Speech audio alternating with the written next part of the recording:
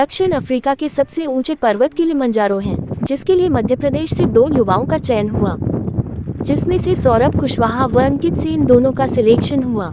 इस संबंध में मध्य प्रदेश के जबलपुर के अमरखेड़ा निवासी सौरभ कुशवाहा ने बताया कि दक्षिण अफ्रीका की सबसे ऊंची चोटी 8,595 मीटर है, जिस पर 1,09,341 फीट पर मध्य प्रदेश के जबलपुर निवासी सौरभ कुशवाहा व अंकित सेन ने तिरंगा लहराया है। इस संबंध में सौरभ कुशवाहा ने बताया कि जब वे उसमें चलना शुरू किए तो लगभग यहाँ का तापमान -13 डिग्री था। चोटी पर पहुँचना आसान नहीं था।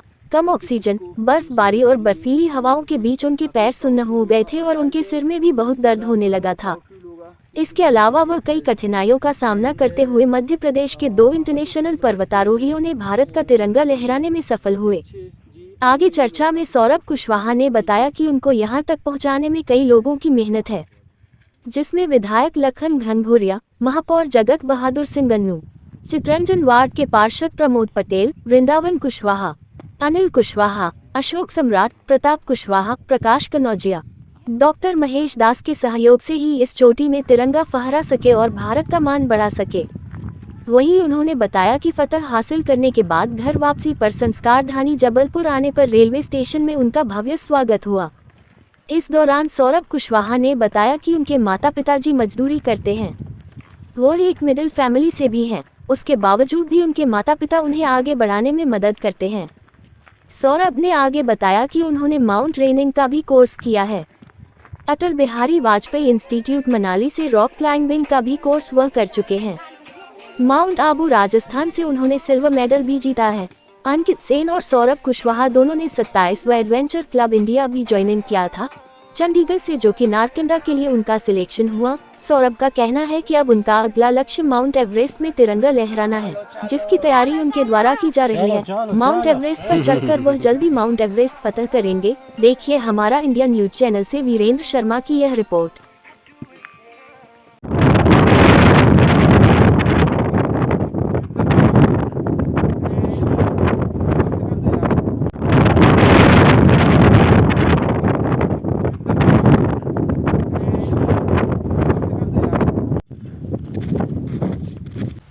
मेरा नाम सौरभ कुशवाहा है। सौरभ, ये बताइए कि जब आपने ये कैसे विचारा आपको छात्र बनने? सर, मैं उस टाइम पे डी इंजन कॉलेज में पढ़ता था और कॉलेज में मैं अभी मेरी स्टडी चल रही है।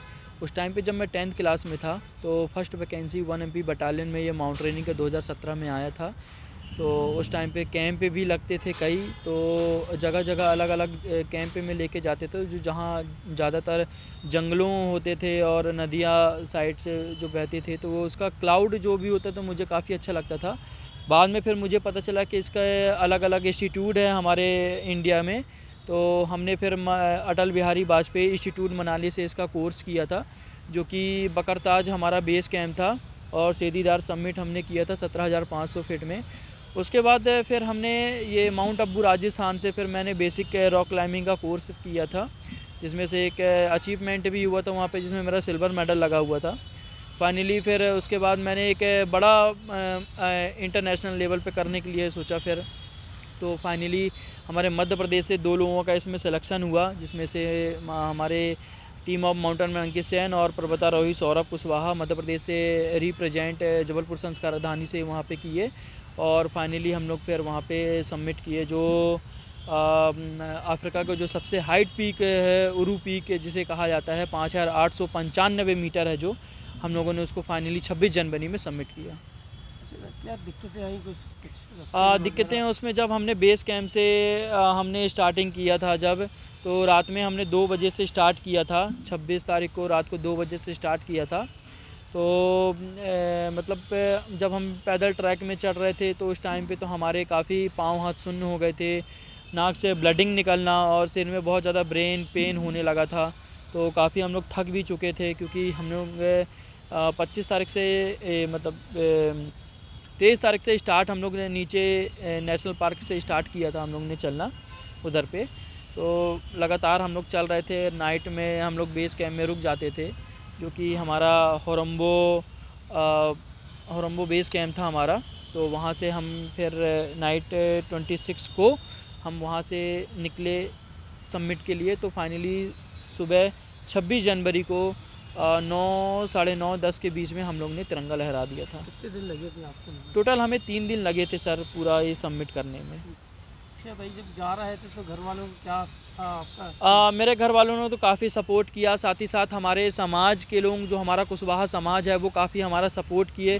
और जबलपुर क्षेत्र के पूर्व विधानसभा कैबिनेट मंत्री माननीय लखन घंगोरिया जी, महापौर जी जगत बहादुर अन्नू भैया जी, और हमारे कुशवाहा समाज के वृंदावन कुशवाहा जी, अशोक सम्राट के अध्यक्ष वृंदावन कुशवाहा जी, प्रकाश कनौजिया जी, प्रताप कुशवाहा जी, अनिल कुशवाहा जी, हमारे वार्ड गोहलपुर चितरंजन वार्ड के माननीय प्रमोद पटेल जी, ये सभी लोगों ने हमारा काफ़ी सपोर्ट किया, जो कि हम वहाँ तक पहुँच पाए और लोगों की आशीर्वाद से हमने सबमिट किया ये फाइनली।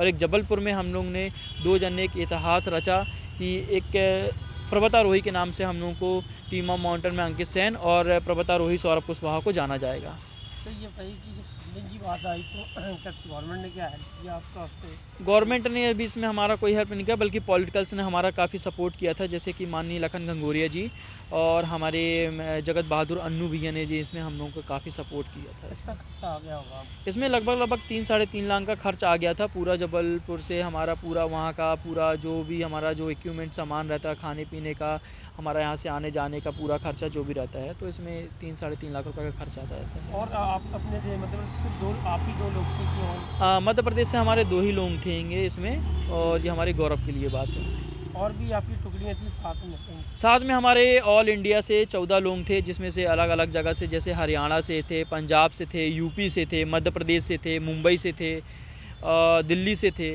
अलग अलग जगह से भी थे।